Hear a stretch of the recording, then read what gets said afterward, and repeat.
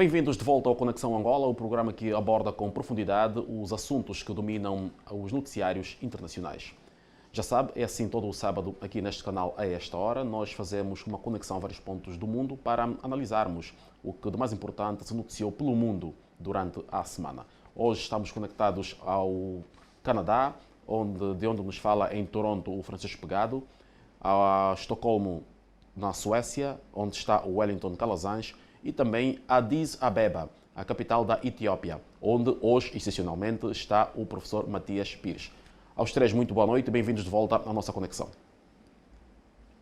Wellington, é por si que começo. Contra tudo e contra todos. Houve eleições em Portugal no último final de semana. As sondagens já apresentavam inicialmente um certo tipo de resultado, mas que foi absolutamente quebrado pela realidade. O Partido Socialista do atual Primeiro-Ministro António Costa conseguiu maioria absoluta e já foi esta semana, portanto, na última quarta-feira, indigitado pelo Presidente Marcelo Rebelo de Sousa para formar governo. É isso, David. Tão impressionante quanto essa conquista do PS, não é? Que surpreendeu da maneira como ela se deu, não é? Foi vergonhosa, como você colocou aí, a prestação dos institutos de pesquisa lá de Portugal, porque induziu praticamente todos nós em erro, inclusive eu, né? Porque eu costumo acreditar muito nas pesquisas. Quando eu trabalho com qualquer estratégia de comunicação, eu preciso antes de pesquisas de opinião pública para poder definir uma estratégia. E acredito na seriedade de alguns institutos. Mas, lamentavelmente, vimos aí que não foi eles não foram nem próximos, né, do que realmente aconteceu na urna. O aspecto positivo foi que a abstenção caiu em relação ao que era esperado nas pesquisas, né? Atenção, foi a terceira maior abstenção dos últimos 30 anos, salvo engano, pelo que a imprensa portuguesa divulgou. Mas essa abstenção, certamente, por ter sido menor do que a esperada, ela pode justificar, sim, essa vitória com maioria absoluta pelo PS, porque eu até cheguei a falar sobre isso antes das eleições, que o adversário do PS era a abstenção. Se fosse forte, os partidos de direita teriam mais chance. Como a abstenção foi menor do que a prevista, isso pode justificar. O PS ganhou nas urnas e isso é o que importa. Agora terá desafios muito grandes e urgentes lá em Portugal. Primeiro, a aprovação do orçamento, que foi a razão dessas eleições antecipadas por lá, né? E Wellington, durante a campanha, António Costa já disse que o texto que vai apresentar para o orçamento será o mesmo. Exatamente isso. E agora ele não precisa mais pedir favor a ninguém, né? E eu acho que o bloco de esquerda que promoveu essa ruptura da chamada geringonça deve estar bastante arrependido de ter feito isso. Tentou um braço de ferro e não tinha força para mantê-lo. Então, o PS foi o grande vitorioso, tem mesmo que ser exaltado por isso. Agora, não podemos esquecer que, mesmo sendo praticamente uma continuidade, né, uma continuação de um mandato, os problemas econômicos em Portugal são muito graves. Como eu falei, toda a Europa, por causa desse período pandêmico, passa por uma situação muito difícil, e Portugal especialmente, porque é um país que depende muito do turismo. E com voos e toda essa logística que nós sabemos que foi interrompida por causa da pandemia, Portugal sofreu muito as consequências disso, teve que pegar novos empréstimos, negociar empréstimos antigos, isso tudo é desafio. Eu acredito que cabe a nós, como pessoas que defendem a democracia, que defendem a política com a participação do povo, torcer para que o Antônio Costa possa provar na prática que aquele orçamento que ele disse que vai apresentar outra vez seja realmente bom para resolver todos os problemas de Portugal e do povo português. Eu desejo boa sorte ao povo português, é isso, David. Wellington, houve entretanto também uma surpreendente ascensão da extrema-direita. Esse é um outro fator que precisamos olhar com olhos de repulsa. Por quê? especialmente porque falo para uma televisão como a televisão pública de Angola, que tem um alcance muito grande em Portugal, uma relação muito próxima com Portugal ainda, né? Que é muito recente essa relação de Angola com Portugal como país, Angola como país independente. A comunidade angolana em Portugal é muito grande, e um partido que abertamente fala sobre as questões do racismo de uma maneira tão vergonhosa, ele pode ser, sim, um ladrão de pautas. Sabe o que significa isso? Você que é jornalista. Ele pode pegar esses assuntos que são policiais e tentar introduzir na política, reduzindo o nível do debate político de Portugal, que precisa ser elevado diante da necessidade de enfrentar grandes problemas. Vejo com muita preocupação, e já tinha falado isso antes, um país que depende do turismo ter essa mancha na sua política com um partido que apresenta uma série de preconceitos, uma série de discriminações como bandeira política. Se utiliza da democracia para manchar a democracia. Eu sou muito atento a esses movimentos, me preocupo bastante com isso, passo a ter uma especial preocupação com a diáspora dos países africanos em Portugal, porque certamente serão alvos preferenciais dos ataques de grupos que irão se sentir encorajados porque estão representados politicamente num parlamento. Então, há também, David, Wellington, além da questão dos africanos que residem em Portugal, há também essa questão dos imigrantes. O Brasil, por exemplo, é já das maiores comunidades imigrantes em Portugal. E este partido Chega, portanto, também combate os direitos iguais para os imigrantes. Exatamente. São essas pautas, como eu falei, que atacam e colocam, transferem os problemas que são estruturantes e estruturais, não é? Para outros, né? A culpa nunca é minha, a culpa sempre é do outro. E o outro sempre vai ser o lado mais fraco da corda, que é o imigrante, que é a mulher, enfim, são essas, e com todo respeito às mulheres, mas historicamente as mulheres têm sido tratadas de uma maneira desrespeitosa por esses partidos. Então, por isso, essa minha menção, que fique muito claro que eu também defendo os direitos das mulheres. Então, um partido como esse, quando ataca o imigrante, ele está atacando também, sabe o quê, David? O mais importante, o turista. Porque o angolano, o brasileiro, o moçambicano, enfim, estou falando só dos de língua portuguesa, viajam para Portugal. Ficam em hotéis, fazem compras, vão a restaurantes. Se eles forem maltratados, eles não irão. Quem perde é Portugal. Portugal é um país que depende do turismo.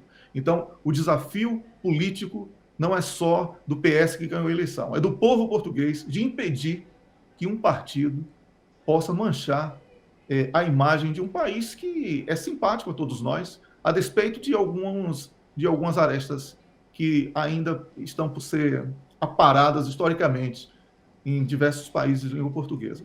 É o que eu penso. Obrigado, Wellington. Francisco, notou algum entusiasmo aí no Canadá a nível da comunidade portuguesa aí residente?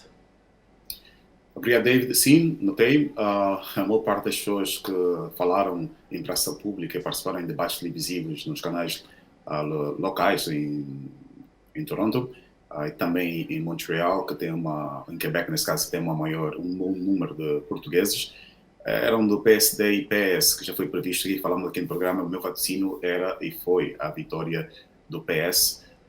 Não esperava-se a maioria absoluta, mas esperava-se um número de abstenção maior, mas foi que foi, parabéns. E pegando mesmo as suas falas, a fala do David, do Wellington, importante respeitar a democracia. O que me preocupa muito mais não é só a vitória do PS. Lógico, o PS venceu, mas acredito que não foi só o medo da extrema-direita que fez com que o PS vencesse as eleições. Também as pessoas acreditavam nas promessas do primeiro-ministro e querem que realmente as suas vidas mudem. Essa foi a grande lição que eu posso tirar disso. É acreditar nas promessas de António Costa, na sua extrema-direita. Mas preocupa-me mais nisso tudo é a extrema-direita, o crescimento. O senhor Ventura conseguiu eleger deputados. Isso foi-me triste. E lembrar que ele disse também daqui a 8 anos o Chega será o maior partido de Portugal. E eu disse a semana passada, e não concordo que esses votos só são de pessoas descontentes. Não. Mostra um pouco do reflexo da sociedade portuguesa atualmente. Não acredito que todos esses votos, não, estou cansado, deixo políticos somente, não sei o quê, whatever. Acredito sim, piamente, que tem pessoas que pensam desse jeito, representam, sentem-se representados pelo Chega, e encontraram agora um líder para que possam exprimir as suas lutas, como disse muito bem o Wellington. Acredito eu que esse será o grande problema. O Chega vai continuar a crescer e nós não podemos fingir. A extrema-direita está a crescer, realmente na Europa, e tem que se ter cuidado com os ideais. Acredito muito na democracia, da pluralidade das ideias, mas o Chega tem que parar de chegar mesmo por aí e parar. E já terceiro partido com mais votos em Portugal, e para mim foi muito surpresa. Vimos outros partidos que desapareceram em termos de votos, mas isso mostra o reflexo da sociedade portuguesa. Vamos esperar agora o que vai acontecer para Portugal. Boa sorte para os líderes, boa sorte para Portugal e boa sorte para os portugueses fora e dentro de Portugal. Professor Matias Pires, nos últimos 30, 25 anos, não é habitual verem-se maiorias absolutas no Ocidente. Sim, David. Normalmente, a democracia tem uma característica. À medida em que ela amadurece, começa a encolher as diferenças em termos de maioria. É quase um movimento inverso. E aqui retomo um pouco o primeiro comentário em relação a este tema, tanto Wellington, quando se referiu às sondagens. Eu gostaria de fazer perceber aos telespectadores de que, primeira coisa é que este resultado do PS, essa maioria absoluta, demonstra que o que ganha as eleições são os votos e não as sondagens. Primeira nota é esta. As sondagens começam a entrar também em dúvida, essas empresas e instituições que fazem sondagem, porque eventualmente podem ser manipuladas por grupos de interesse que querem vender uma opinião e influenciar o sentido de voto. Lembro os telespectadores que, para além deste caso que tivemos em Portugal, onde a vitória do PS nunca esteve em causa, e nós sempre agradecemos, mas apontava-se para uma maioria simples, em 2016, na campanha entre Hillary Clinton e Donald Trump, a vitória de Hillary Clinton nunca esteve em causa em todas as sondagens, mas as urnas ditaram vitória para Donald Trump, embora o modelo americano não seja um bom exemplo por causa de ser um voto indireto, ou seja, Hillary teve cerca de 3 milhões de votos a mais, mas na matemática eleitoral dos Estados Unidos, ela acabou por perder as eleições por causa do número dos grandes delegados por estados. Voltando ao caso da análise, nós não nos guiamos só pelas sondagens, porque ao nível das relações internacionais existem 3 níveis de análise. Vamos aqui estender, mas para dizer que havia também outra ciência que nós dominamos da política portuguesa, que fazia presumir que fosse difícil, desde logo porque o próprio PS, nos 48 anos de democracia portuguesa, é a segunda vez que concede essa maioria absoluta. A primeira foi em 2005, com José Sócrates. Nunca houve um caso idêntico no PS. Por outro lado, antes dessas eleições, houve uma eleição autárquica em que o PS perdeu uma das câmaras mais importantes, que é a Câmara Municipal de Lisboa, em que um Delfim de António Costa, Fernando Medina, que era o autarca em funções, perdeu a eleição da Câmara Municipal de Lisboa a favor de Carlos Moeda, que é do PSD. Outro fator a considerar é que António Costa é um político hábil, reconhecemos que goza de muita popularidade ao nível de Portugal, durante os anos que foi presidente da Câmara de Lisboa, mas, olhando para o seu histórico, o que é que nós temos? E lá está a questão da habilidade. Em 2014, era presidente do PS António José Seguro. Venceu eleições europeias, mas com números não muito expressivos. E os apoiantes de António Costa moveram-se internamente no PS e forçaram a saída de António José Seguro. Antônio Costa chegou à liderança do PS, mas nas eleições de 2015 ele perdeu. É preciso que se diga isso. Só que a coligação PSD-CDS que havia vencido não conseguiu maioria suficiente para governar e a soma dos perdedores permitiu Antônio Costa formar geringonça com os partidos da sua esquerda e fez o primeiro mandato. Neste segundo mandato, renovado em 2019, também venceu com maioria simples, mas não se conseguiu formar uma geringonça formal com os partidos da esquerda, daí que o equilíbrio passou a ser precário, até a queda do governo. Portanto, esse conjunto de fatores contribuiu para analisarmos uma vitória que seria simples. Entretanto, prevíamos que a abstenção iria reduzir, e reduziu cerca de 10%. Também uma outra nota a ter em conta é que esta abstenção reduziu mesmo havendo o problema da Covid, que eventualmente iria estimular uma maior presença se ela não existisse. Em termos de resultados, para terminar, porque já me alongo, o desaparecimento do CDS-PP, que é um partido tradicional da democracia portuguesa, já teve políticos de muito peso, um antigo presidente do CDS-PP, Diogo Freitas do Amaral, já foi a uma segunda volta de eleições presidenciais. É um partido que já chegou a ter 40 deputados na Assembleia da República e hoje ficou sem nenhum deputado.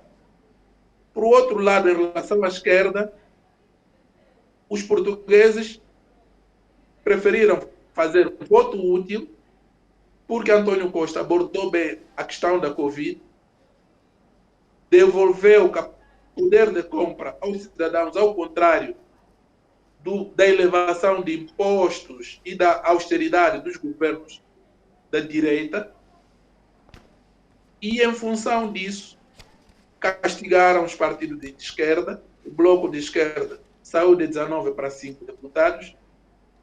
O Partido Comunista também teve queda, embora relativamente menor. E do lado da direita, para além do CDS que falamos, há essa questão que foi comentada do surgimento do André Ventura da direita, extrema-direita, que não é surpresa. Eu residi há algum tempo em Portugal. Há muito racismo em Portugal. Agora foi institucionalizado, mas você dificilmente vê num restaurante um português branco sentar numa mesa com negros se tiver um assento livre na outra mesa. Mesmo nos transportes públicos é assim. Eles fazem isso de forma muito sutil, mas quem tem alguma cultura consegue notar o racismo. Por outro lado, essa é uma tendência também na Europa, dissemos na edição passada. Agora, o crescimento dessa direita vai depender muito das políticas de Antônio Costa, das conquistas da governação de esquerda de Antônio Costa. Podemos eventualmente ter no futuro uma redução desta extrema-direita e algum ressurgimento do PSD. Como última nota, dizer que Antônio Costa prometeu diálogo. Ele disse que maioria absoluta não significa poder absoluto. Portanto, ele não corre risco em termos de aprovação do orçamento, que tem maioria bastante, mas vai continuar na concertação social, vai continuar a dialogar com a oposição em nome do interesse político português. Entretanto, tem uma avenida aberta, tem uma autoestrada, que é para ele governar em estabilidade. Obrigado, professor Matias Pires. E agora vamos olhar para algumas notas mais breves. Sim, faz favor, Francisco, quer... Não só dar uma algo chega? rápido. Sim, Concordo faz quando favor. o professor diz que as eleições têm-se no voto, as pessoas votando. Mas essas empresas que fazem esse papel, também concordo que podem querer vender uma imagem para os votantes, mas faz parte. Eu já participei em várias estatísticas e talvez num ambiente de 1000 pessoas, eles conseguem ligar para 200 pessoas e baseado nessas 200 pessoas, eles têm os números que eles tiram. Então é que põe aí para nós ouvirmos. Nós, claro, não guiamos cegamente por estes números, mas segue de barômetro para que as pessoas consigam, as pessoas lá em casa consigam mais ou menos ver, olha, como é que vai ser, como é que será. Mas realmente as pessoas saírem de casa no dia do voto, porque há pessoas que nem querem fazer, nem querem, quando recebem chamadas, pelo menos aqui, ligam para nós, eu posso dizer, não quero fazer parte desse sorveio. Então desligam, mas podem dizer, olha, da idade X até a idade X, da rua X até a rua X, da cidade X até a cidade X, vão voltar para o partido X. E pode ser que, baseado nesses números, é por isso muitas pessoas, analistas, baseiam-se nessas empresas, mas, felizmente, o certo é sair de casa e votar, porque se tu não votas, não podes reclamar. Só isso. Obrigado por essa chega, Francisco Pegado. Agora, dizia eu, vamos partir para umas notas mais breves e eu quero começar pelo Wellington. Wellington, a América do Sul está a ser devastada por uma onda de mau tempo causada pelas chuvas e com bastantes deslizamentos de terra. A cidade de São Paulo, no Brasil, teve uma situação terrível no último final de semana e agora os números tristes chegam-nos do Peru. David, como nos diria o imortal Luiz Visconde, a chuva é obra da natureza, né? Então, eu faço essa citação porque a devastação decorrente das chuvas, ela deve ser interpretada por duas vertentes, na minha opinião. A primeira, a da solidariedade, porque cada vida humana perdida deve ser lamentada e cada pessoa em desespero por conta da ação da natureza merece a nossa atenção e intervenção para evitarmos a repetição de tragédias. Por outro lado, a segunda vertente está ligada às questões como saneamento básico, né, relacionadas à gestão pública, e a consciência ambiental, que pertence a todos, que devem ser levadas em conta também. Por quê? Porque mais chuvas e mais tragédias são consequências da intervenção desastrosa do homem na natureza. E também nos centros urbanos onde eles vivem.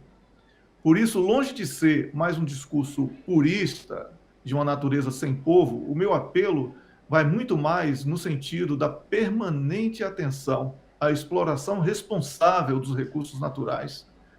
Porque se preservarmos mais e melhor a natureza, e se tivermos uma consciência ambiental mais aguçada, seremos capazes de fazermos uma exploração racional, um caminho seguro, capaz de impedir novas tragédias, como as vividas no Brasil e Peru, que você mencionou, e em outros países ibero-americanos, que certamente, em proporções menores, por isso não foram noticiados ainda.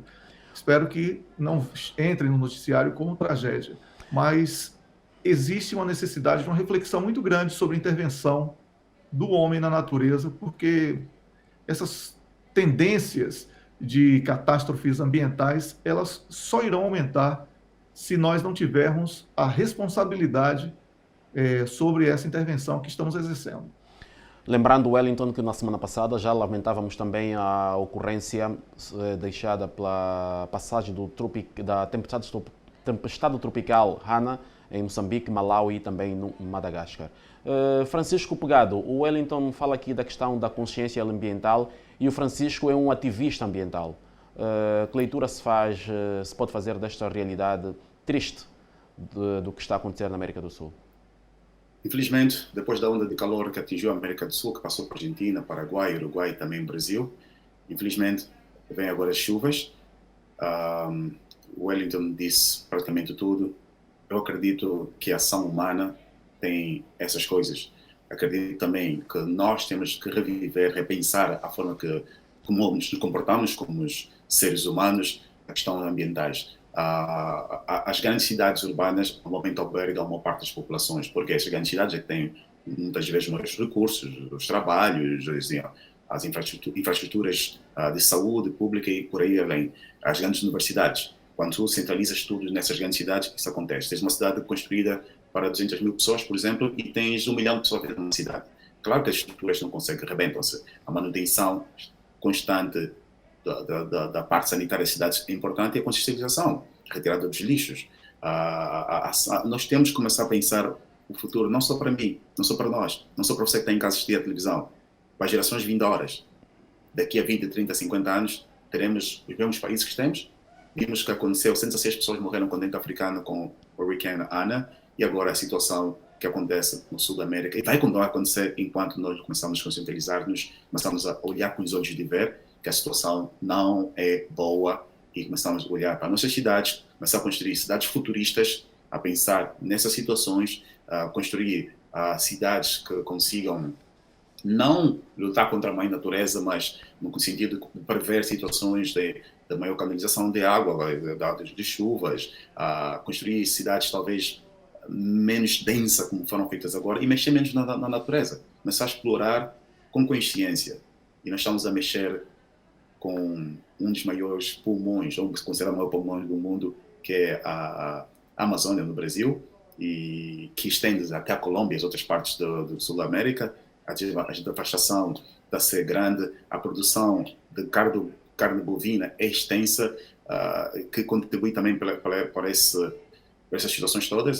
Vamos só repensar, e como disse o Ellen também, o meu coração toca com as famílias. Quando perde-se uma pessoa, perde-se muitas pessoas. Uma pessoa para mim significa muita gente, porque essa pessoa era filho, era pai, era amigo, era vizinho de alguém. Então, força aí a todos vocês que estão a passar essa situação, e vamos esperar que nos governos, e nós como pessoas, nem tudo que o governo tem que ser feito, começamos a repensar a nossa forma de viver. Obrigado, Francisco. Mudando de tema, professor Matias Pires, quando falávamos da questão da Ucrânia, mencionou aqui a fuga para frente de Boris Johnson, quando tentou fazer aquele exercício diplomático para tentar abafar algumas situações menos boas que acontecem internamente. Entretanto, apesar de todo esse esforço, Boris Johnson, esta semana, foi forçado a voltar ao Parlamento, onde voltou a ser interrogado sobre a participação nas festas clandestinas no número 10 do Downing Street, que agora já se tornou num caso de polícia. A polícia está a investigar as festas e, ao que se pôde depreender, mais tarde ou mais cedo, Boris Johnson vai mesmo ter que enfrentar uma sessão onde os seus partidários vão apresentar então uma moção de confiança para ver se ele se pode ou não manter na chefia do governo. David, nós falamos nos programas anteriores que Boris Johnson tinha criado um precedente que iria pregar a sua manutenção no poder, apesar de todo o esforço que ele empreende para manter-se. Conhecendo um pouco a cultura política do Reino Unido, sabemos que ele tem uma vida política precária e o fogo continua a lavrar passo termo. Porque até agora, apesar das desculpas públicas que ele apresentou ao Parlamento, todas as investigações só dão sim. Não há referências de acusações que tenham sido investigadas e que se considere como tendo sido infundadas. E isso é grave. A única coisa que devemos fazer é aguardar para ver como é que esta novela vai terminar. Mas que a situação de Boris Johnson continua má, isto é inquestionável, porque todas as semanas há evidências novas de como ele não tem sido um bom chefe de governo, pelo menos no padrão que se conhece do Reino Unido. Wellington, o professor fala aqui numa novela que estamos a acompanhar. Há algum fim previsível para Boris Johnson? Consegue prever qual será o fim desta novela?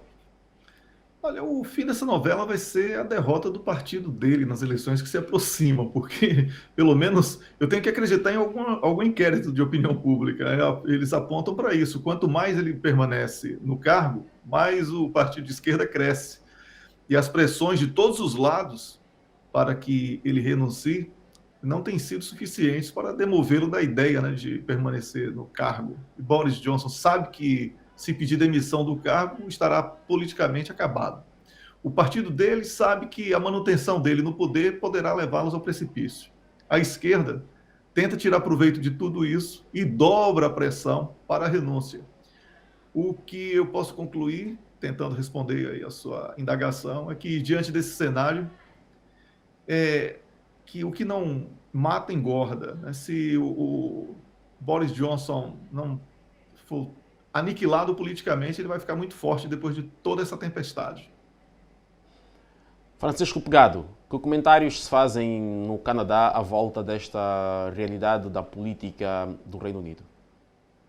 Um dos comentários é que a gente já falou semana passada, e a questão, queria passar a mensagem para casa, que nós defendemos aqui, que eu, o professor e também o Wellington e alguns colegas também defendem, é a questão do o que você é. Além do político, é importante também que a pessoa passe uma mensagem clara de um cidadão, não só do político.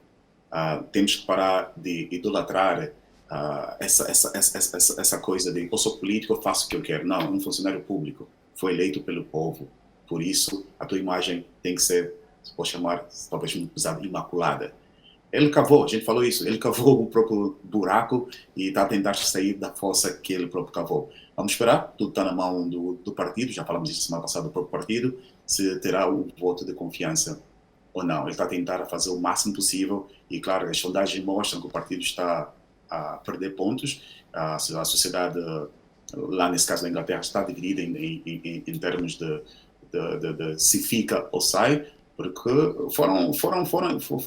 foram leis duras durante a pandemia e o ministro não cumpriu as leis duras. Além dos outros escândalos que apareceram, a questão do apartamento, a questão dos funcionários usarem drogas no próprio edifício que o ministro trabalha, a questão da saída do Afeganistão, que agora dizem que ele deu prioridade aos animais, não às pessoas, e muito mais tem acontecido. Vamos lá ver que se conseguir salvar-se dessa, garante que vai ganhar as eleições, as futuras.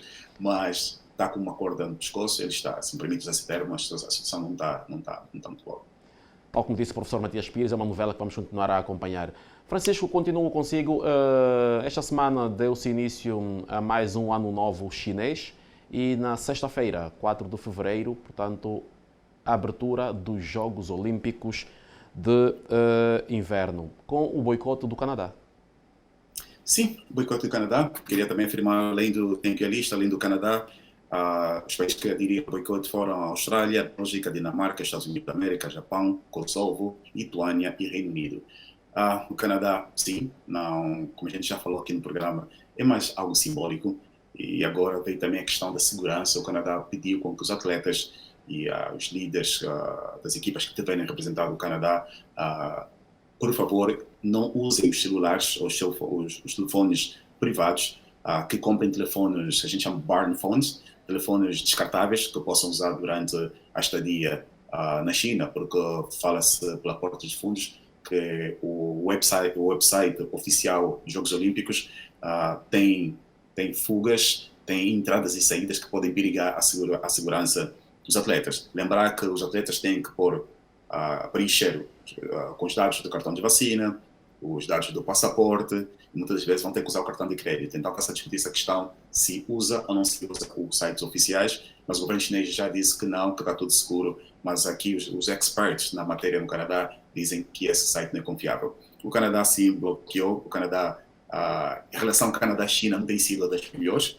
pelo menos nos últimos 6 anos. Vimos a prisão de 2 Michaels, como foi conhecido, 2 cidadãos do Canadá com nomes de Michael, e também a prisão de uma executiva da Huawei no Canadá, que depois as coisas foram resolvidas, ela foi para a China, os 2 mais que vieram para o Canadá, e agora também a questão da carne bovina, o Canadá vende muito a carne para a China, está-se a ver também essa questão, a China já disse que vai continuar a punir quem tentar punir. Temos a questão também do 5G, o Canadá ficou a denunciar que está ainda num limbo se vai ou não deixar com que a China, nesse caso pela Huawei, consiga fazer parte do mercado. E concluindo, o boicote continua, para mim, um boicote simbólico, nada mais, os atletas vão todos participar, a não ser que tenham algum motivo de saúde, como o caso da Covid-19, há atletas que têm esse receio, mas é triste fazermos da política um festival para poder estragar outro festival. Os atletas treinam durante 4 anos para ganhar essas medalhas e para depois não poder acontecer. E para fechar, dizer que a China, nesse caso Pequim, vai tornar-se histórico por ser a única cidade que vai realizar-se 2 Jogos Olímpicos, um foi de verão e agora de inverno. Com todo o aparato montado no estádio Ninho de Pássaro, aquele que também ficou bastante conhecido durante os Jogos Olímpicos de Verão. Wellington, presença confirmada a nível de chefes de Estado são os estadistas de quase todo o Médio Oriente, da Ásia, mas sobretudo Vladimir Putin, que está ao lado de Xi Jinping na cerimónia de abertura dos Jogos. Pois é, inclusive enviou uma bonita carta ao povo chinês antes mesmo desse encontro. David, toda e qualquer crítica aos Jogos Olímpicos de Inverno de Beijing, iniciados ontem, eu resumo como um gesto de inveja. Os chineses vão mudar os parâmetros deste evento. Depois da China, nenhum outro país sede poderá ser apenas protocolar na organização dos Jogos Olímpicos de Inverno. Até mesmo os conceitos verdes, que são muito cobrados em relação aos chineses, são debatidos nas questões políticas e econômicas do planeta diariamente, serão parte importante no evento. Os chineses conseguiram inserir essa pauta, né, que falamos há pouco sobre a questão das chuvas, das reações da natureza, a intervenção humana. Os chineses vão fazer desses Jogos Olímpicos de Inverno uma maneira do mundo refletir sobre a necessidade da consciência ambiental. Então, eu vejo esse preconceito contra o chinês como um suspiro, o último suspiro de uma estrutura que se manteve no poder, porque todo o declínio ele é decadente sob o aspecto moral, né? As pessoas passam a atacar questões pequenas e esquecem da grandeza, do esforço do outro para fazer uma coisa melhor. Eu, por exemplo, não vi em nenhum momento, em nenhum evento, na Inglaterra, nos Estados Unidos, os países que são tão discriminados e até achincalhados mesmo, serem agressores, procurarem somente os aspectos negativos. Não, eles falam mais do desporto como algo positivo. E era isso que o nosso comentário hoje deveria ter como mensagem: a importância da prática do desporto para o ser humano, para a saúde, para a integração dos povos. É essa a beleza de ser humano. O ser humano é diferente de ser um animal irracional. E essa coisa de viver numa disputa insana por causa de questões ideológicas tem reduzido o ser humano a um animal qualquer. E eu busco, né, sair dessa mesmice, dessa mentalidade tosca, tacanha, que atrasa a capacidade de raciocínio, a capacidade de pensar, de agir de uma maneira planificada. Então, os Jogos Olímpicos de Inverno em Beijing serão um sucesso. E eu acredito que os chineses darão um exemplo positivo para todo mundo. Obrigado, Wellington. Professor Matias, que leitura se pode fazer a nível das relações internacionais de uma atitude desta, de parceiros em algumas áreas, mas que agora, neste caso concreto, viram as costas à China? A leitura que se faz tem a ver com a competição estratégica, porque o desporto, apesar de as federações procurarem afastar a política do desporto, mas ele é também um instrumento do poder, porque não é inocente o facto de, no início das partidas, se colocarem no mastro as bandeiras dos estados que competem e entoar os hinos nacionais. Os hinos e bandeiras são símbolos nacionais. E aí temos a presença da manifestação do poder dos estados. De modo que tivemos episódios no tempo da Guerra Fria de sabotagem, de bloqueios de jogos. E há uma coisa que o Wellington disse quando nos referíamos à questão da Ucrânia, que é o lado ruim da propaganda. Nós sabemos como a propaganda convenceu o mundo de que haviam armas nucleares no Iraque que os americanos nunca conseguiram provar. Portanto, este bloqueio é questão de ciúmes, é questão de reduzir o impacto do prestígio internacional que eles podem trazer para o país organizador. Porque quando um Estado afirma-se, o desporto é um dos mecanismos de charme que se usa para promover a imagem. Nós próprios, quando conquistamos a paz e estávamos na reconstrução nacional, realizamos o CAN de futebol de 2010, com o sucesso que se viu. A China, depois de terminar o seu ciclo de modernização, realizou os Jogos Olímpicos de Verão, que se referiram, que foram também combatidos, alegadamente porque não havia respeito de direitos humanos, que havia proibição de uso de internet, mas foram um sucesso tremendo.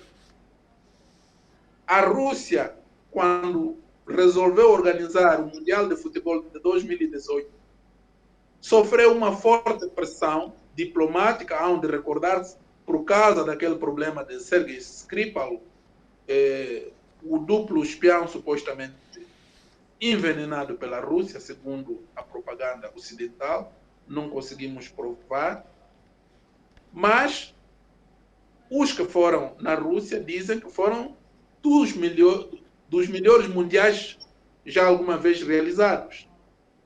E agora temos esta questão dos Jogos Olímpicos de Inverno que a China vai organizar, que coincidem com o início do Ano Novo Chinês, que é um período de férias, em que os jovens chineses vão certamente participar. Estão em jogo 102 medalhas e eu creio que vão correr bem.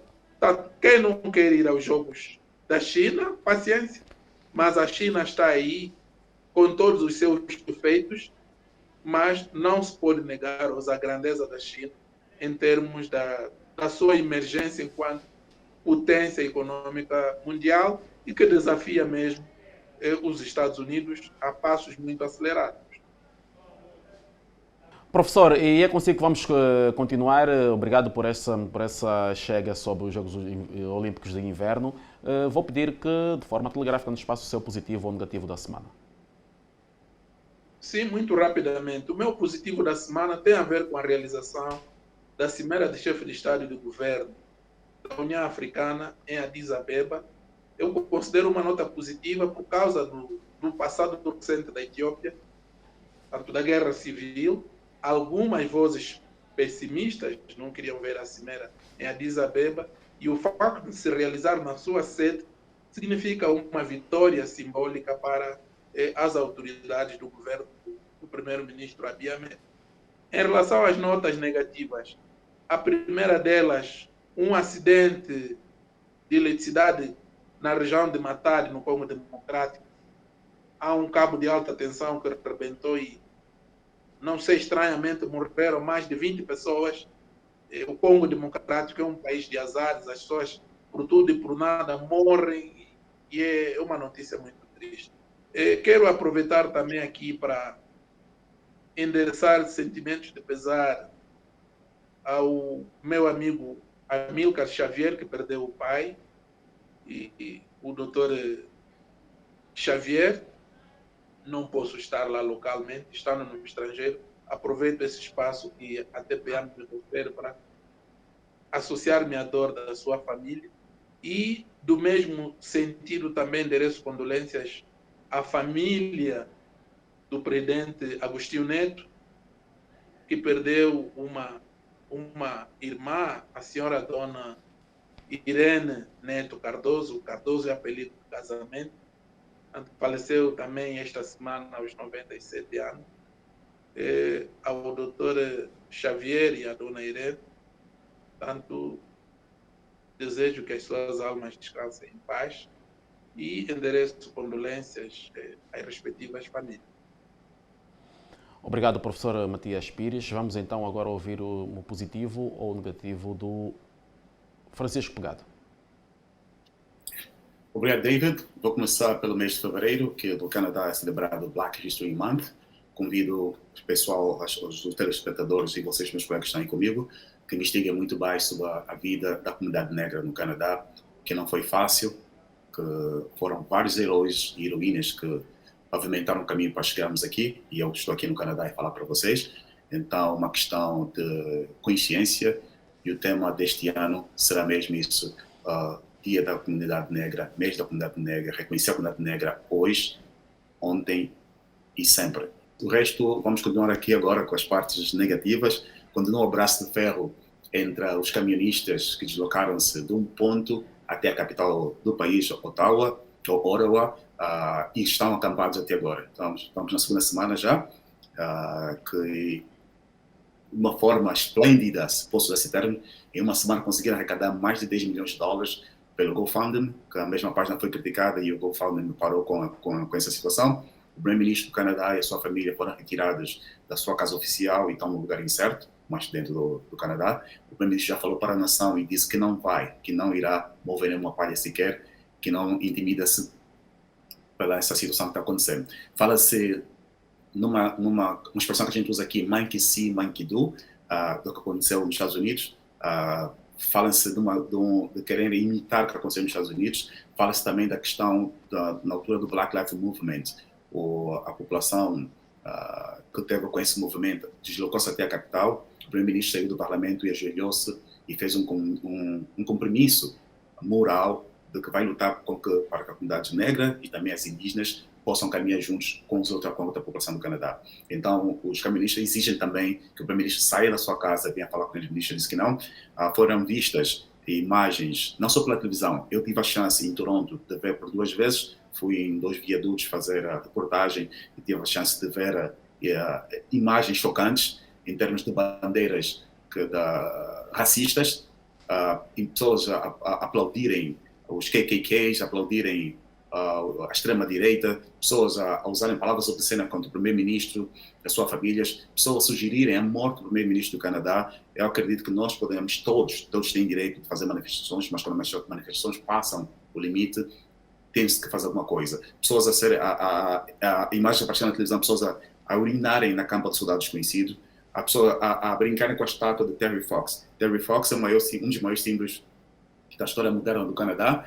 Um jovem que morreu de câncer e caminhou, foi amputado uma das pernas, caminhou o Canadá inteiro, atravessou a procura da cura, ganhando fundos. Até hoje, Terry Fox é herói para muitos de nós, é um dos símbolos maiores do Canadá. E quando tu fazes o teste para ser cidadão canadiano, canadense, um dos brasileiros, falas do Terry Fox, aprende o Terry Fox na escola. Terry Fox é uma lenda para todos nós. Tem imagem de bandeiras do KKK pendurado neles, imagens de paper spray nas imagens. Então, é uma coisa estranha, porque além dessa luta, se posso usar reclamação dos caministas, juntaram-se os negacionistas, juntaram-se as pessoas racistas, juntaram-se tantas pessoas, e então tornou-se um grupo grande que até agora está lá acampados. Já se fala que agora que a polícia, o exército vai ter que fazer alguma coisa, está a estudar a melhor forma de que saiam desse lugar em paz.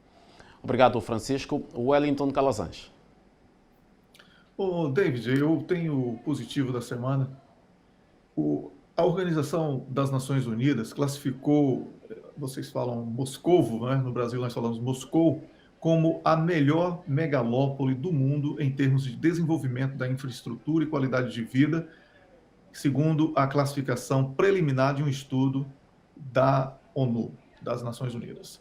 Então, essa notícia eu vi como positiva porque ela chega nesse momento de tensão na Ucrânia, né, uma certa propaganda negativa, e de certa forma melhora um pouco a visão do mundo sobre a Rússia e dá ao povo russo uma sensação positiva de orgulho. Agora, a outra notícia também é positiva, eu não quero destacar nada negativo, não, porque na CNN foi noticiado que uma vacina experimental contra o HIV-Sida foi aplicada nos primeiros pacientes humanos. Isso é muito positivo, não é? E todos nós sabemos quantas vidas foram perdidas por conta dessa doença, e fica aí a nossa esperança de que essa vacina tenha realmente um efeito desejado e que possamos acabar com essa ameaça que tem tirado tantas vidas e tem prejudicado tantas famílias. É isso, David. Esta vacina, no caso, é da farmacêutica Moderna, mas também existem laboratórios em Estocolmo, portanto, na Suécia, que também em Gotemburgo. Tem estudos bastante avançados quanto ao desenvolvimento de uma vacina contra o VIH-Sida. Exatamente. É no interior do país, na cidade de Gotemburgo, e também em outros países aqui na Europa, o estudo tem sido desenvolvido de uma maneira coletiva. Então, vamos torcer, né? É o que nos resta aí, é torcer para que dê certo. E agradeço a participação em mais um programa Conexão Angola, desejando uma boa noite a todos. Obrigado, Wellington. Muito boa noite. Boa noite também extensiva ao Francisco Pegado e ao professor Matias Pires, que hoje estiveram conectados a nós. Lembro que o Wellington falou-nos de Estocolmo, na Suécia. O Francisco Pegado em Toronto, no Canadá, e o professor Matias Pires, que já não está aqui agora, falou-nos hoje a partir de Addis Abeba, na Etiópia, um país que recentemente teve uma situação difícil, esteve a beirar uma guerra civil, aventou-se mesmo a possibilidade de deslocar esta cimeira da União Africana para um outro país, mas o governo etíope, com firmeza, conseguiu que a situação voltasse à normalidade. Aos três, o nosso muito boa noite, os nossos agradecimentos pela vossa sempre prestimosa colaboração e contamos ter-vos em próximas edições do Conexão Angola. Quanto a si, caro telespectador, nós também devemos agradecer pela sua preferência da audiência. Nós estamos aqui todo o sábado, a esta hora, neste canal, para levar até si os assuntos que de mais importantes apresentaram na imprensa internacional. Nosso objetivo é debater aqui sem tabus e com profundidade para ajudá-lo assim a criar a sua própria opinião sobre os assuntos que dominam o mundo. Conexão Angola volta na próxima semana, neste canal, neste horário. Até lá.